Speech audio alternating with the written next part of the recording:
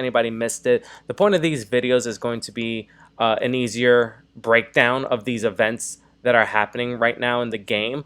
This is not going to be a 10, 15, 20-minute video. Right to the point is what I'm aiming for. So hopefully I explain it well enough. All of this is available in the Google Drive that I provided as well. So this isn't going to be something that you're just going to see here is accessible, but this is just hopefully a more in-depth explanation of what's going on.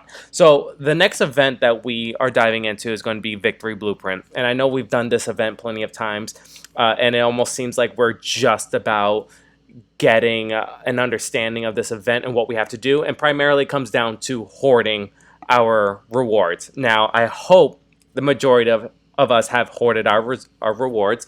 I know some people did not. That sucks, but that's what's going to give us the advantage in this event. Now, it starts on this Sunday, I believe. So once everyone has hoarded and we start the event, that is a good time to open up your rewards. Now, I have two scenarios for this. I usually break this down differently because considering this is an event that is based on how well we do in war, your war standing, all of that, it's a really hard event to gauge. There is no, somebody messaging me on day 4, hey Dan, where am I supposed to be? I have no clue because it really depends on different variables. So we're going to break that down now. So the first part right here is that you're going to get 20 points for each of your war energy refills. My recommendation for this is that at the beginning of every war, you literally just buy all your refills at once. Get them out the way. They're guaranteed points. No sense in waiting to buy them. Just do it as soon as war begins. Another one right here is going to be war credits. You get 2 points. This is the tricky part because obviously if we lose a war, we get less points. We win a war, we get more points. There's also the war credits you can buy. We'll get into that later. So hopefully you have enough start credits that you can buy them. But this is a tricky one. And then another one's going to be the energy campaign, 5 points. So I've pretty much thought this one should be at a 600. That's what you need to do for your dailies. Obviously, if you're spending more, that's awesome to you. You're going to get more points, so it's going to be much easier. So we have 2 case scenarios going on. All right, we are going to have scenario 1, which is going to be our worst case scenario. We're going to start out that you did not hoard any of your winnings or losses. Sorry, your rewards were not hoarded. You opened them early or you forgot, whatever. You had nothing. All right, and then we're going to think that you're probably buying about 3 war refills. You're not really refreshing the Blitz store. You're not buying those credits. Maybe you don't have any Blitz credits to spend. Whatever. It's 3 war refills per war.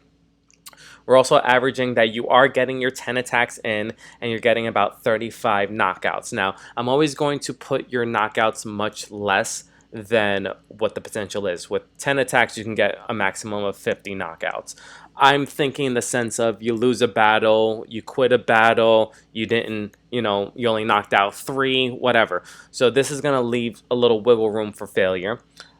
This is going to be if we lose all 3 wars, which has happened. So that is not out of the realm of possibilities. Your 600 energy should be a given. I mean, if everybody's doing their dailies, there's no reason you should be spending less than 600 energy a day. So that is not even a negotiable thing. 600 energy every day.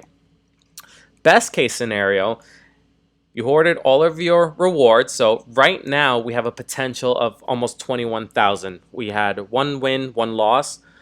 So right now standing is almost about 21,000. After the next war, we'll have a better understanding of where we could possibly fall at.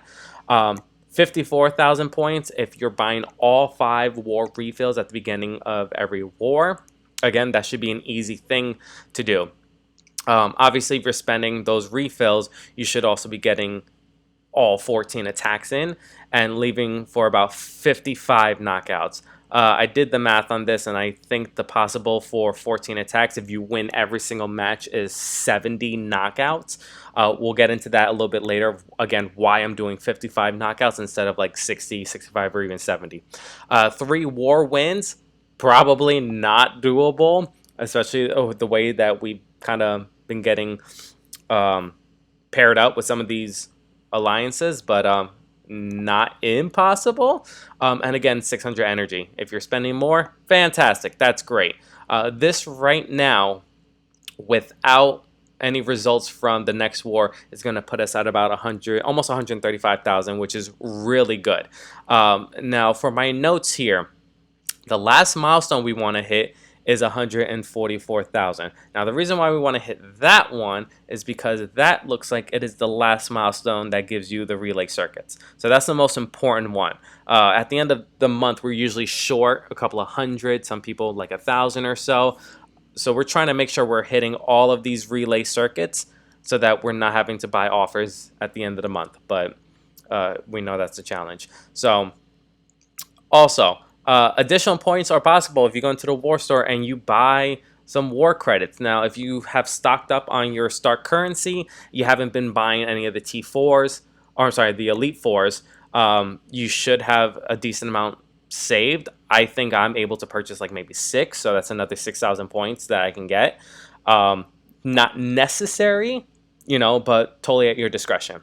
Going back to why I only put like 55 knockouts, 35 knockouts, so the trouble with this event is that it is not an event that could be achieved across the board. Not everybody's going to have the same exact amount of points because everyone performs differently, which kind of makes this event suck. You know, it's not like a milestone where we raid and we get points and we all succeed. No.